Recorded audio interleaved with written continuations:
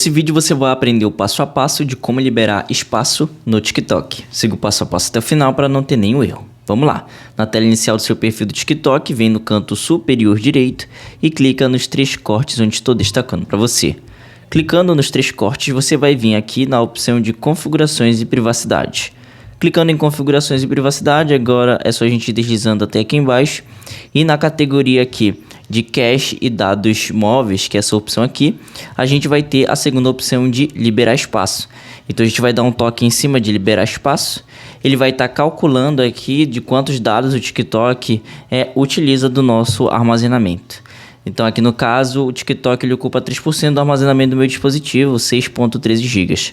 E aqui abaixo nós temos o cache e temos os downloads, tá bom? Então limpe o cache para liberar espaço, isso não afetará a sua experiência no TikTok. E as descargas que são os downloads, então os downloads podem incluir efeitos, filtros, stickers, vídeos offline e presentes virtuais baixados no seu aplicativo.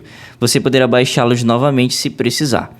Então, se no momento você está precisando liberar memória, primeiramente é só clicar na opção de limpar e clicar na opção de limpar, tá bom? Aqui no caso eu vou apenas limpar o cache. Ele vai fazer aquele cálculo novamente para mostrar quanto ele liberou.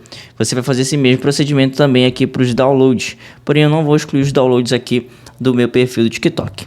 Então é isso, é assim que você libera espaço no seu TikTok. Se você tiver alguma dúvida, deixe aqui nos comentários. Não esqueça de deixar seu like e se inscrever no canal. Tamo junto, é nóis!